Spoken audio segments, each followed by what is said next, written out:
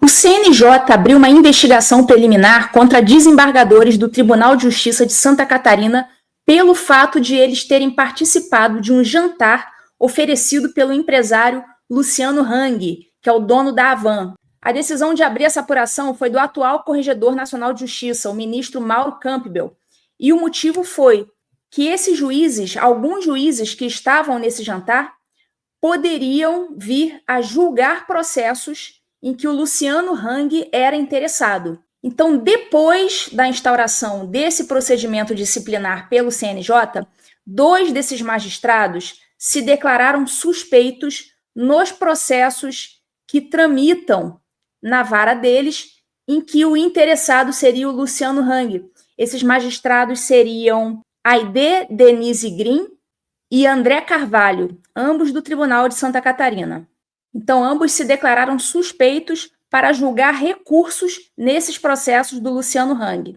O caso em que esses magistrados atuariam envolve um professor que foi condenado a pagar R$20 mil ao Luciano Hang de indenização por danos morais. Só que o que é muito interessante de observar é como o CNJ agiu muito rápido nesse caso que envolve uma participação indevida, uma participação que não é muito bacana de se fazer em um evento patrocinado por uma pessoa que é parte nos processos em que você está julgando. E o CNJ resolveu agir muito rápido.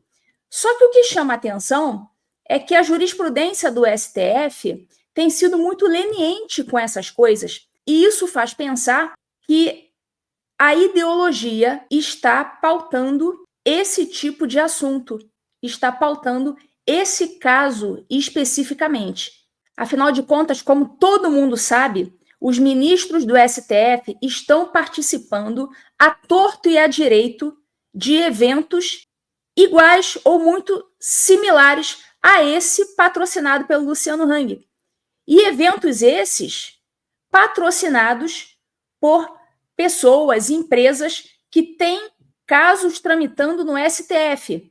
Então, por que os ministros do STF podem ir para esses eventos e esses magistrados de Santa Catarina não poderiam? Mas antes da gente entrar na discussão desses eventos em si, vamos ver o que diz a lei processual a respeito de se declarar suspeito em um processo específico. O artigo 145 do Código de Processo Civil trata dos casos de suspeição, ou seja, quando o juiz deve se declarar suspeito. E ele diz o seguinte, que há suspeição do juiz quando o juiz é amigo íntimo ou inimigo íntimo de quaisquer das partes. Ali, no caso, não me parece, ou pelo menos não temos notícia, de que esses juízes tinham amizade íntima com o Luciano Hang. Mas vamos prosseguir aqui. Inciso 2. A suspeição quando o juiz recebe presentes de pessoas que tiveram interesse na causa, antes ou depois de iniciado o processo.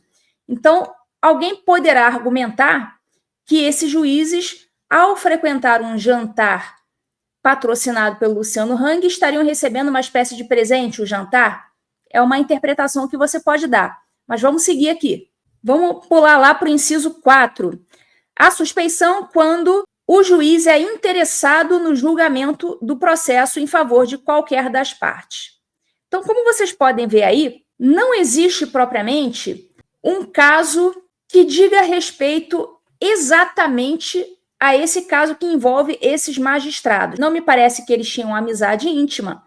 Porém, o fato deles estarem frequentando um jantar patrocinado pelo Luciano Hang, que é um sujeito interessado em causas que esses juízes podem vir a julgar nos recursos, faz com que, pelo menos aos olhos de qualquer pessoa, esses juízes se tornem suspeitos para julgar. É claro, não pega muito bem, não pega bem o juiz frequentar jantarzinho pago por empresário e depois está julgando processos em que esse mesmo empresário é interessado. É óbvio que é de bom alvitre que se declare suspeito quando isso acontecer. Então, ainda que não se trate de uma amizade íntima, ainda que esses juízes não tenham exatamente um interesse na causa, é de bom alvitre que eles se deem por suspeitos. É um cuidado adicional, é uma regra de prudência. Porque imagine você, se você está processando o Luciano Hang, ou se você é parte de um processo e o Luciano Hang é o seu adversário no processo, e você fica sabendo que o juiz que vai julgar o seu processo contra o Luciano Hang está frequentando jantares patrocinados pelo Luciano Hang. Você não ia gostar disso, correto? Eu acho que isso aí macula a dignidade da justiça. Então, é óbvio que se trata de um caso de suspeição. Os juízes têm que se dar por suspeitos e, consequentemente, passar o caso para o outro juiz substituto deles. O que ocorre é o seguinte: o STF ele tem sido extremamente leniente, extremamente compreensivo com os ministros do STF que passam por situações semelhantes ou até piores. E eu vou mostrar aqui para vocês, eu vou exemplificar. O artigo 144 do Código de Processo Civil prevê as hipóteses de impedimento. Eu falei para vocês sobre as hipóteses de suspeição. Agora eu vou falar sobre as hipóteses de impedimento. Então, quando o juiz realmente ele é impedido, ele é completamente proibido, não é uma questão de ser de bom alvitre, de ser de bom tom. Não é uma questão de ser de bom tom. No caso do impedimento, ele é realmente proibido de julgar. E o que diz o artigo 144? Há impedimento do juiz, sendo-lhe vedado exercer as suas funções. Olha lá, o inciso 8º. Processos em que figure como parte cliente do escritório de advocacia do seu cônjuge, companheiro ou parente, consanguíneo ou afim, em linha reta ou colateral até o 3º grau, inclusive mesmo que patrocinado por advogado de outro escritório. O que ele está querendo dizer aqui, o Código de Processo Civil? Ele está dizendo o seguinte, que se você é um juiz e o seu marido, a sua esposa, é advogada de um escritório qualquer, você não vai poder julgar as causas. Obviamente, as causas em que a sua mulher ou seu marido seja advogado, óbvio, e também não vai poder julgar causas em que o escritório onde o seu marido ou a sua mulher esteja atuando, ainda que por intermédio de outro advogado. Então, digamos que você é um ministro do STF, a sua esposa é advogada, mas aí, para ela não pegar a causa e ficar feio e dar impedimento, ela entrega a causa para um outro colega do mesmo escritório. Então, esse artigo estava resolvendo esse problema, estava dizendo, olha, não adianta o cônjuge entregar o processo para o coleguinha do escritório, não. Não vai poder julgar causas em que o escritório do seu cônjuge esteja atuando como advogado, qualquer advogado do escritório. Só que aí, o STF, óbvio, resolveu considerar essa norma inconstitucional. Por quê? Porque um montão de ministros do STF tem esposas que são advogadas, cujos escritórios têm causas que tramitam no STF. E eles não queriam perder essa boquinha. O que eles fizeram? Eles julgaram inconstitucional esse artigo do Código de Processo Civil. Olha isso aqui.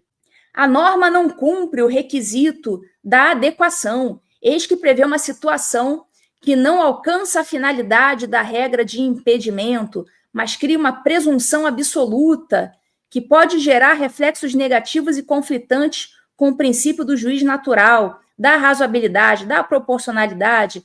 Enfim, eles inventaram um migué para permitir que o STF continue julgando as causas patrocinadas pelos escritórios onde atuam as esposas dos ministros. Então, você veja que não existe uma razoabilidade. Tudo depende de que juiz está em questão. O rigor da lei vai ser aplicado a depender do juiz, do magistrado que esteja em questão. Essa decisão do STF, que permitiu que eles continuassem julgando processos dos escritórios lá das esposas, o relator é o Gilmar Mendes.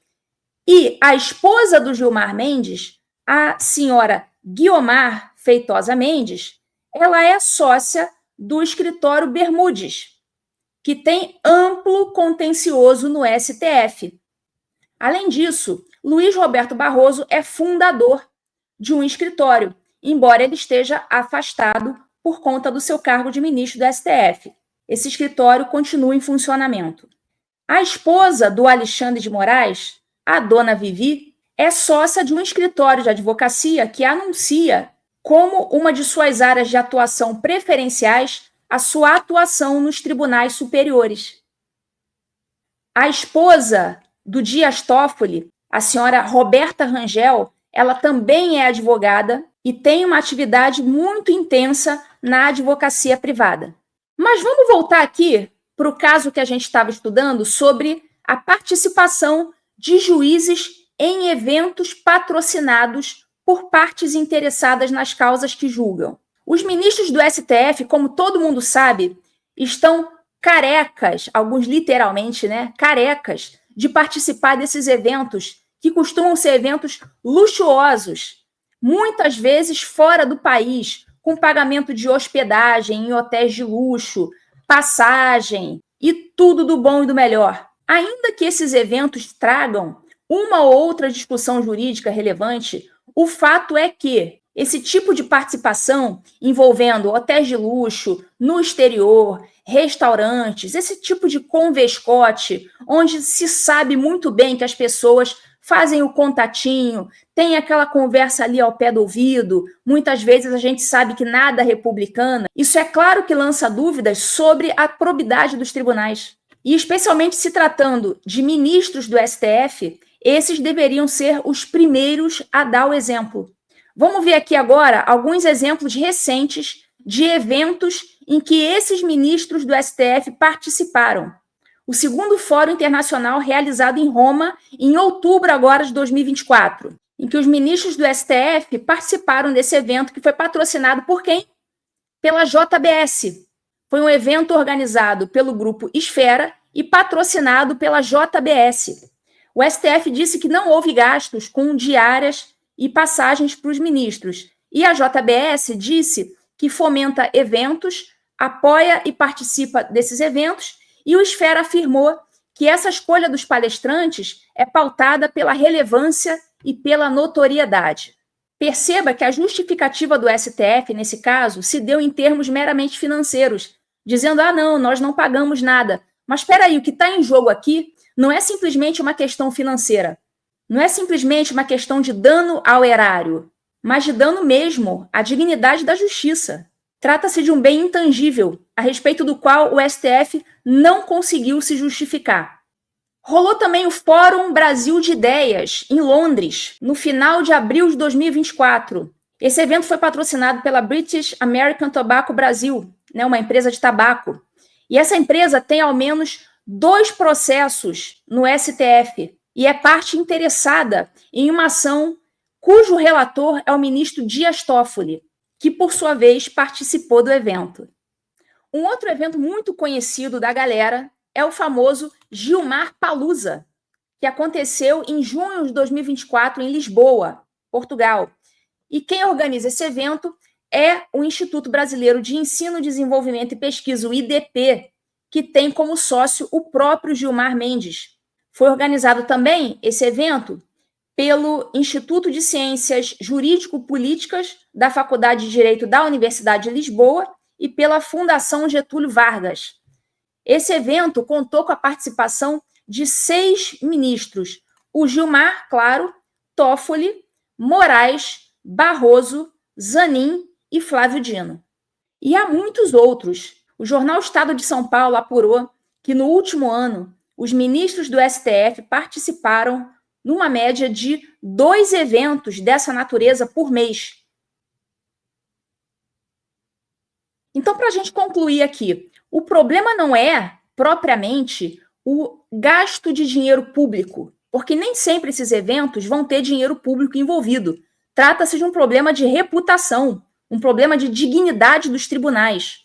Isso porque ninguém pode garantir que nesses eventos, que nesses convescotes, a milhares de quilômetros do Brasil, não estejam acontecendo conversinhas, tratativas, aproximações, muitas vezes nada republicanas, entre ministros do STF e agentes privados, muitas vezes envolvendo bilhões, causas que envolvem bilhões de reais. Então seria muito interessante que essa mesma régua de moralidade super rígida que foi aplicada, a meu ver até corretamente, contra esses desembargadores de Santa Catarina, seria interessante que essa mesma régua de moralidade fosse aplicada também aos ministros do STF, uma vez que eles compõem a mais alta corte do Brasil e, portanto, deveriam dar o exemplo.